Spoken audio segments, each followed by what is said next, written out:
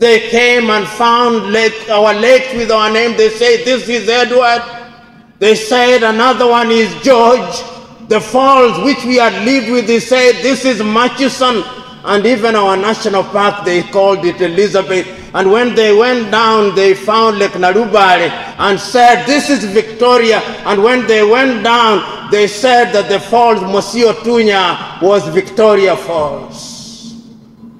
They came and told us that our culture meant nothing. And we believed them. And unfortunately, we still believe them.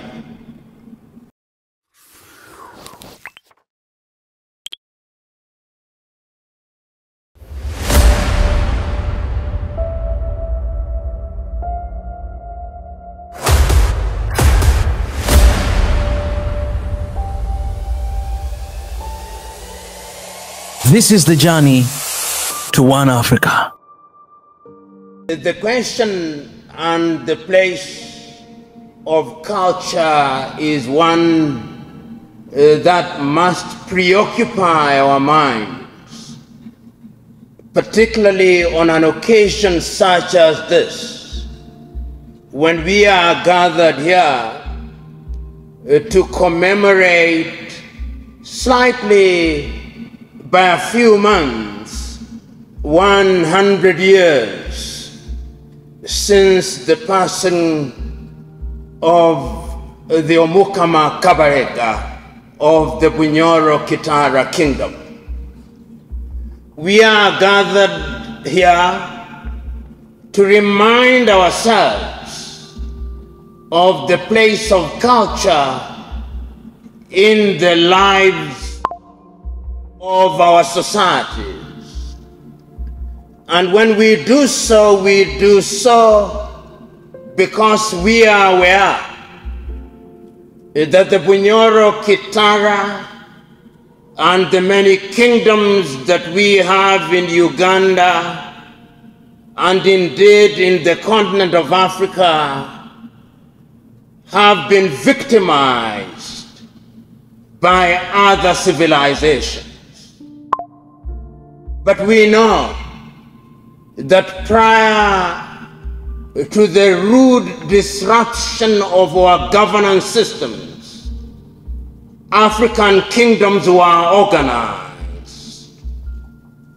The Bunyoro Kitara kingdom was organized, and even the European historians and anthropologists who have tried to say no, recognize that they were. The Buganda kingdom was organized, the Toro were organized, the Banyankole were organized, the Shilluk in what is present-day South Sudan were organized, the Yoruba were organized in what is present-day Nigeria. The Akan were organized. The Zulu were organized. We were organized. And our organization as an African people was informed by order and compassion. The history of Africa is therefore a history of welcoming other civilizations in the hope that they would reciprocate. But history teaches us that they did not. It is Ghana's Kwame Nkrumah who writes, and it is not only the Europeans who started that journey of disruption and exploitation. The Arabs did it, and we don't talk about it as loudly as we should. They came, and they took us into slavery. And they castrated our men, so that when you don't see dark-skinned people in the numbers that we should in the Arab world, is because they castrated men. And we must never forget that. The Portuguese came. They were in West Africa. They were in the Congo. And we welcomed them as we normally do, and we still do. And no sooner had we welcomed them than they made the claim that they had discovered us. They discovered us, they claimed. They discovered our mountains which we had lived next to for ages. The French came. The Germans came. The Italians came. The Belgians came. The English came. All in their arrogance. And they made their way. And in what we now call Uganda, they came to the Bunyoro Kitara kingdom and they were resisted by Kabarega. And a man called Baker came and he was beaten by Kabarega.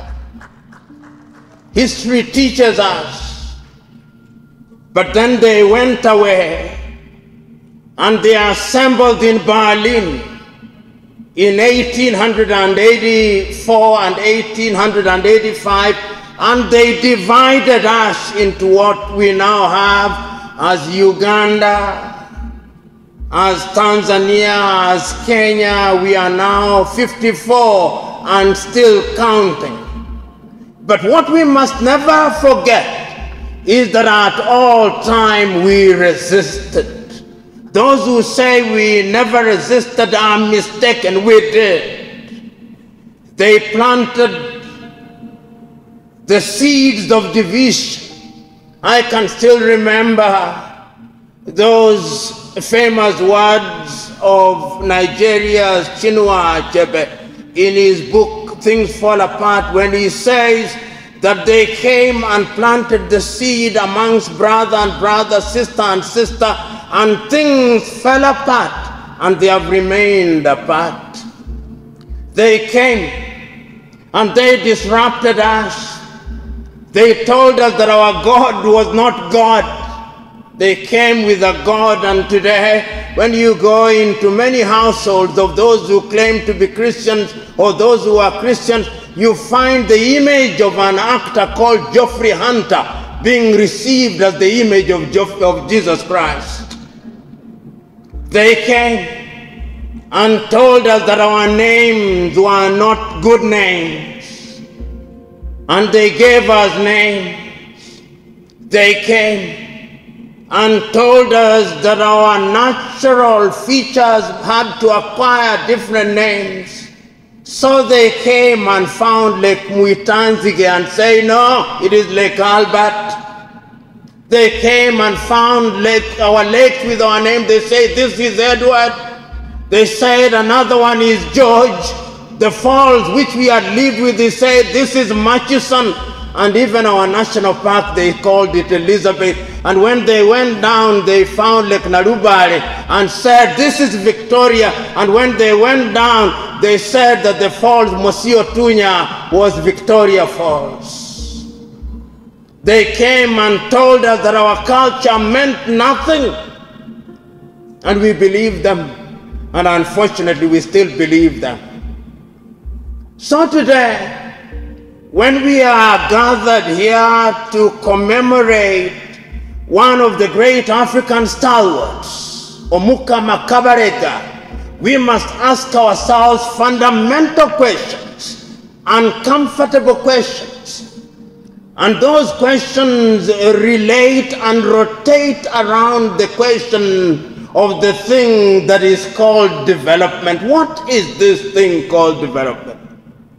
I remember not so long ago, the great Tanzanian founding father, Mwalimu Julius Kambarage Nyerere, being interviewed about development, and he said,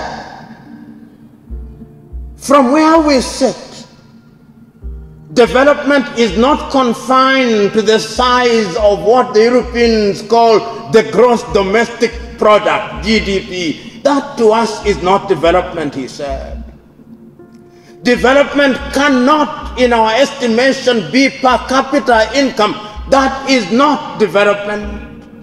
Development must not be restricted to the number of skyscrapers that we have. No, that is not development. Development cannot be understood to mean that we must go to the moon. That is not development. Development, from what we see and what we call development, is to have an environment where there is a spiritual, social, political, and economic contentment. So let the Americans go to the moon, but we want water in our households. And I still believe that in our understanding of development, we must recognize that development is about our ability to recognize humanity in ourselves. It is those civilizations that have claimed that they were developed, that have visited great pain upon the world. The Europeans, tell me, throughout the ages, which other civilization has visited pain upon humanity like the European tribes? Whether those tribes are Germans, whether they are British, whether they are Italian, whether they are English, whether they are the Belgians, there is no civilization other than civilizations from Europe that have visited pain upon others like they have.